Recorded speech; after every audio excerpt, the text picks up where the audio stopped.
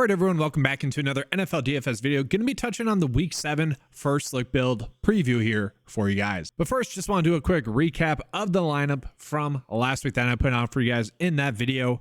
Was a great week. Another week in which would have cashed for you guys if you had used that lineup. Continues really just an awesome season that we've had thus far through the regular season and going back to the preseason as well. All the running back plays that I touched on throughout the week dominated. It was pretty awesome. Now, yes, a lot of people got into Chuba Hubbard as the week went on.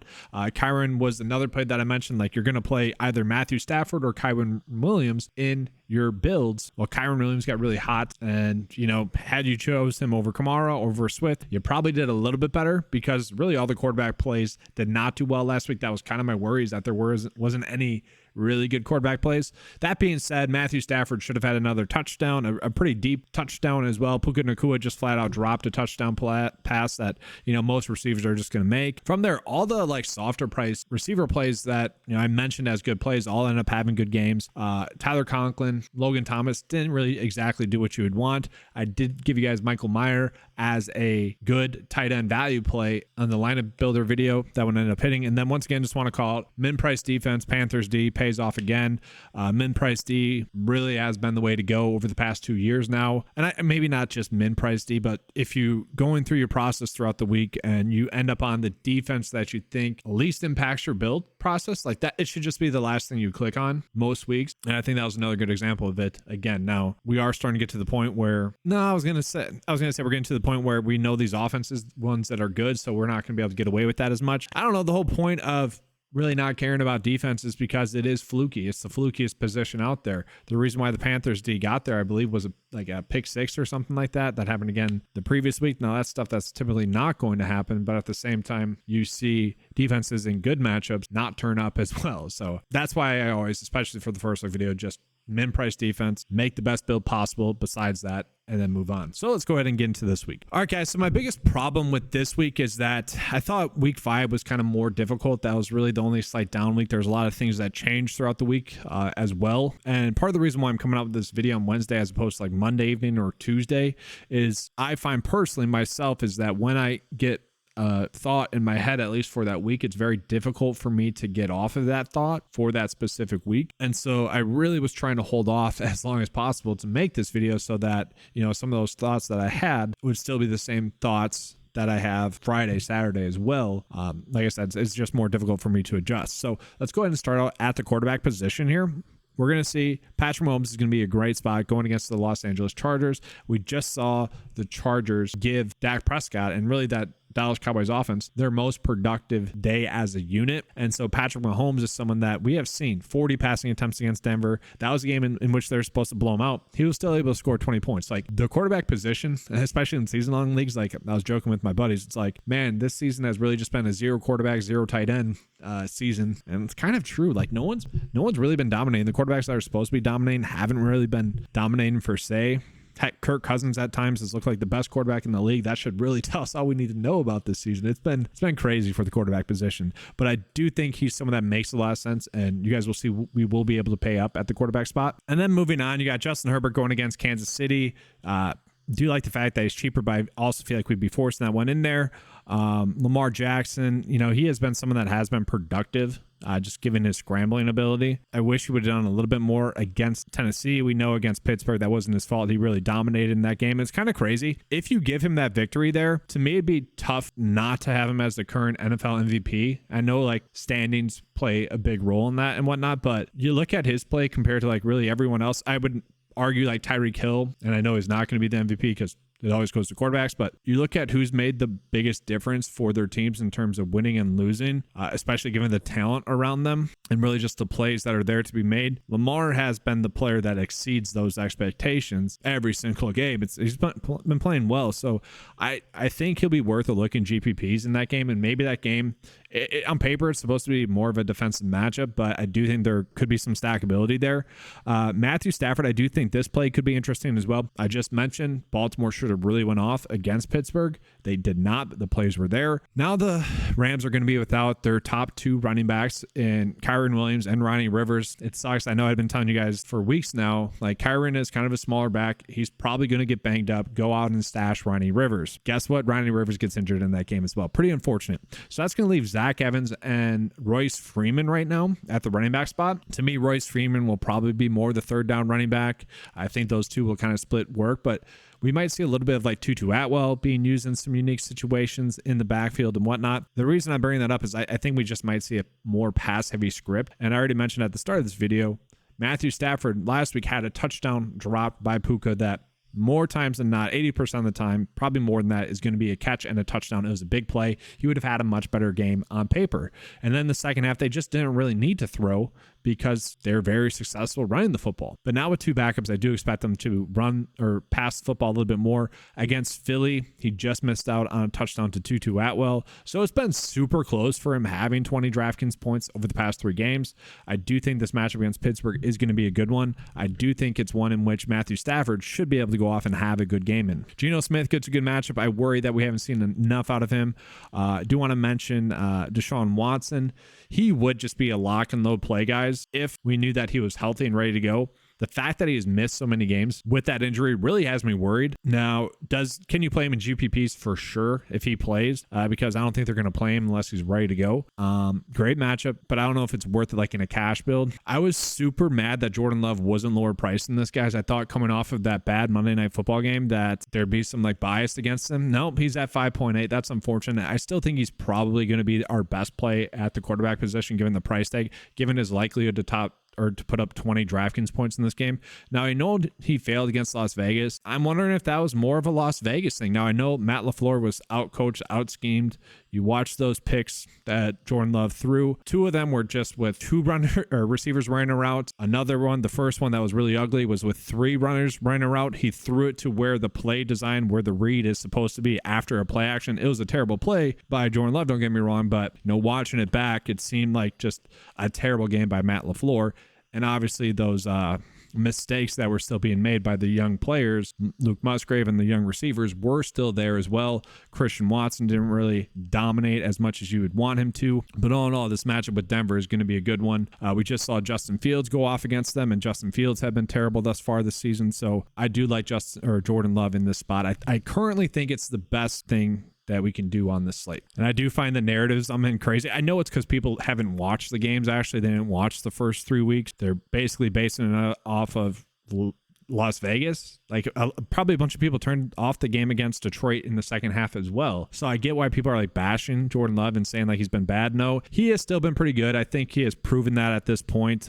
He has been the reason why they're have 2 wins. Probably should have had a couple more wins. Aaron Jones is hopefully back, and I don't think people realize how big of a role that plays. A.J. Dillon, just a completely different back than Aaron Jones, and they really don't have a third down running back to toss it out to. I mean, Patrick Taylor's been terrible. They've had a couple of trick plays designed there that just missed, and I should bring this up as well. Like, if it wasn't for a pretty dirty play with Marcus Peters pulling on the horse collar for Christian Watson, he has probably 1 less pick, and he has another touchdown. That's at least 5 more points right there. And we're looking at that game being like, all right, not too bad.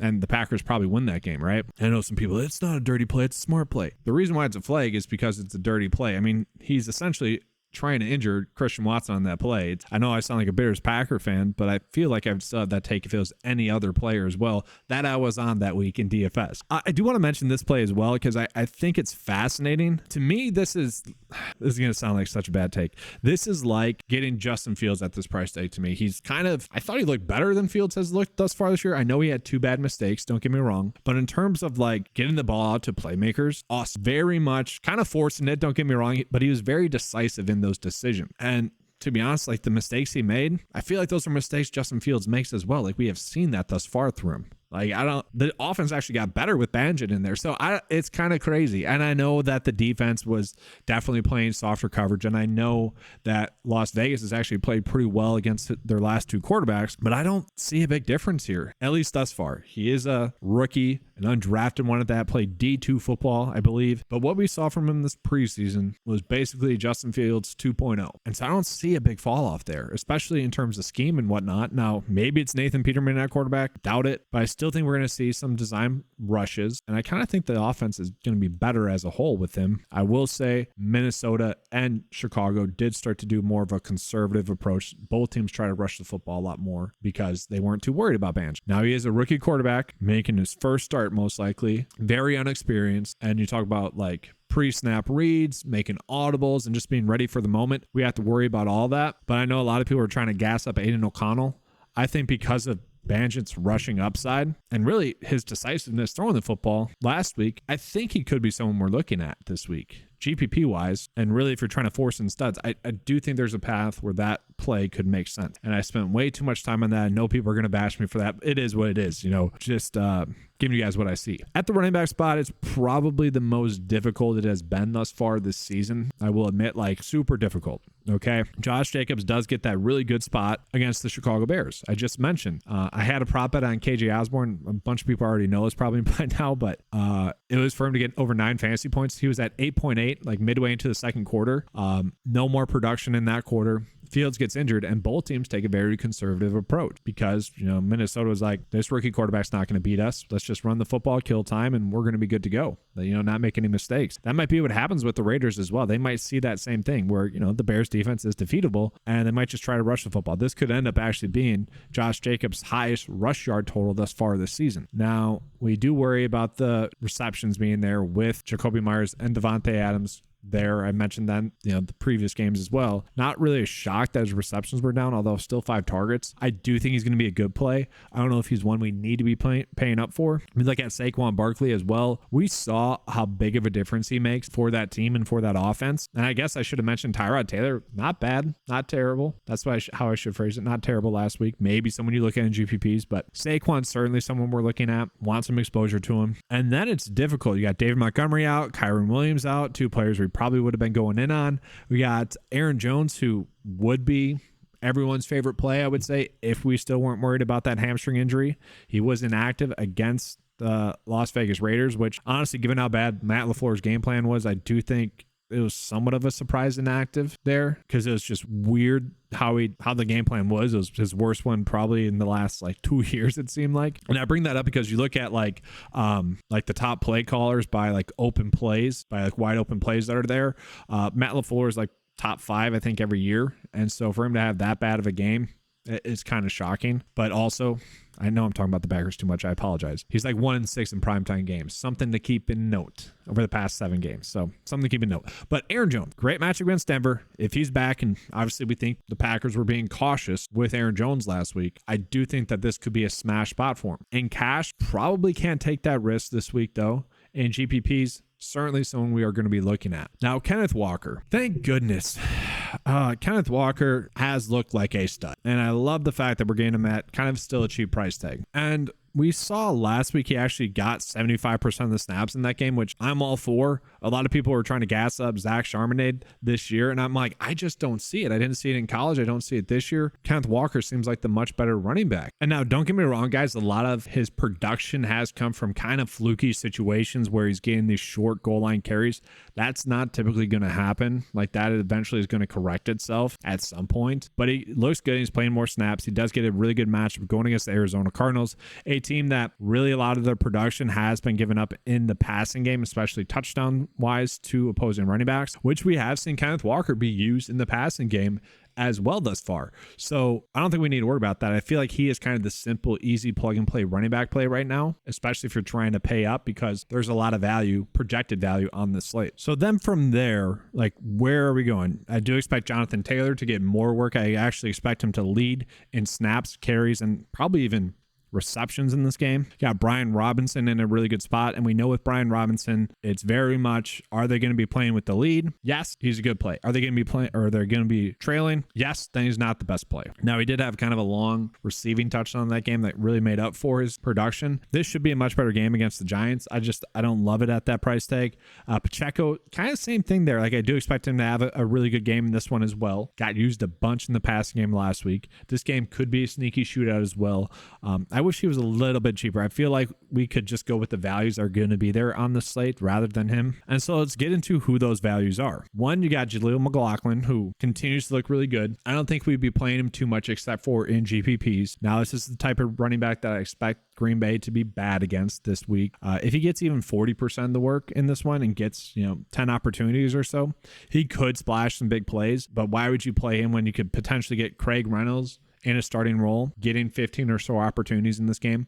Now, that does depend on Jahmyr Gibbs. And Jahmyr Gibbs at 6.3 is definitely going to be an intriguing play. But if he sits, then we're just loading up on Craig Reynolds. If he plays, especially against Baltimore, I do worry about both of those plays. Now, I would almost rather go Reynolds, but at the same time, once again, I think we're going to get better running back value on the slate, so I don't feel like we need to force either of those two. Ingram is someone that I expect to get more snaps in this one. He was coming back from an injury, looked pretty darn good last week, I would say. Gets an okay matchup against Seattle. We do need to get news on the Bears running back situation. Like I said, they definitely went with more of a run focused approach in that second half once Justin Fields got injured, and I thought their offense looked better for it. Now, we know that this play is dependent on Roschon Johnson, but at the same time, besides one fumble that was really just Foreman trying to run too fast and the defender just getting his hand on the ball in a perfect spot, Foreman looked good. He looked like someone that probably should have been playing and maybe even starting for them at that point. I mean,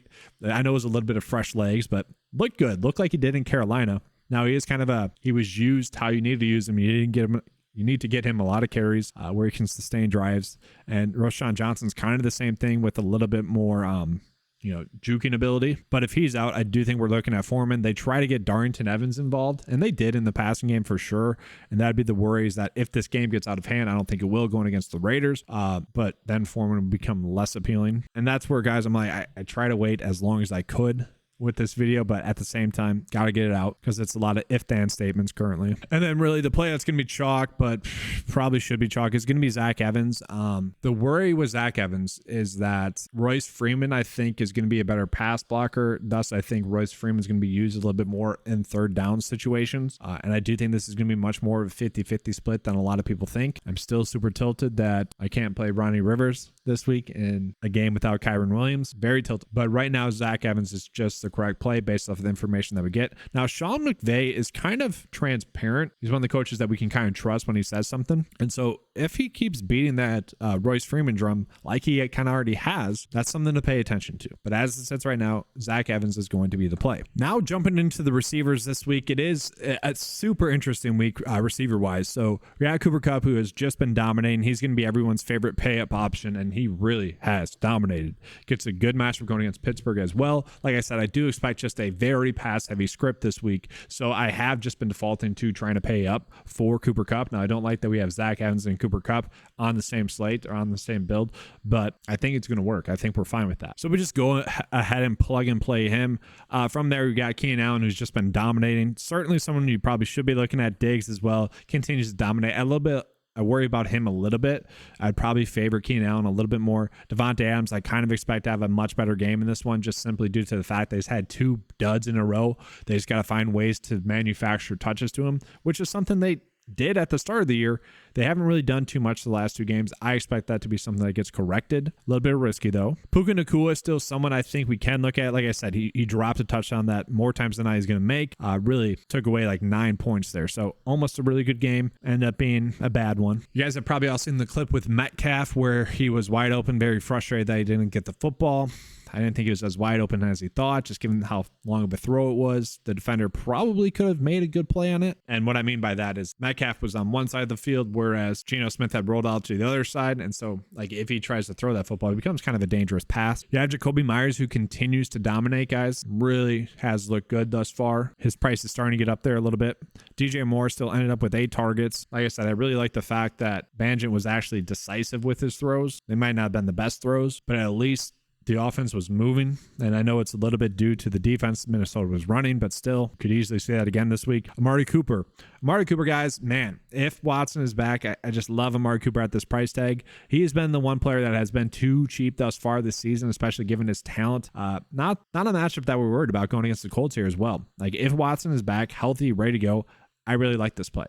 Okay, he still ended up with a really good game against the Niners defense. That is a really good defense. This is a much more improved matchup, and if he gets Watson back, that's going to mean better things for him as well. I expect at least 7 targets in this game, and I expect at least 15 DraftKings points in this game. I was hoping that he'd be a little bit cheaper, but to me, we are getting a star receiver at such a cheap price tag. This is one spot that I really like him for, so I'll be putting him into the receiver spot. And then from there, we got Zay Jones that's just playing a bunch of snaps, getting used in a lot of ways. I do think he makes for a good play. You know, if you end up on him over Amari Cooper, I'm fine with that. Christian Watson, obviously I love guys.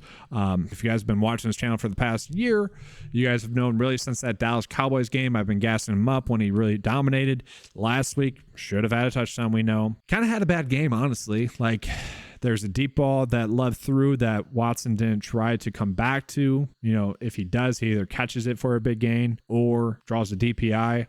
On the late interception, that was really just bad ball skills by him. You know, he's fading away when he should have tried to go up and, you know, high point it. I know the throw was a little bit late, but could have easily prevented an interception there as well. Still at 5.6 to being Christian Watson, who is the receiver number 1 in this offense in a spectacular matchup against the Denver Broncos. A guy that has had 10 DraftKings points in 2 straight games. A guy that is a top 15 receiver scoring wise in games that he has played over 75% of the snaps in his career. That's amazing to get him at this price tag. Okay. He's someone that I will be loading up on, especially if I am going Jordan Love. But also, I think you could go, if you don't love Jordan Love as a quarterback and you want to go Aaron Jones, I still think Christian Watson is going to be the correct play here. And it's like good news, bad news there with like Love and Watson. Like good news, the plays were there to be made. Whether it was Love messing up or Watson messing it up, that is something you expect to get corrected, especially after a bye week and especially in an awesome matchup. Continuing on, Marquise Brown, I don't really get this price tag as well. I think he's going to be a candidate for me to be playing in the flex spot here, given this price tag at 5.3.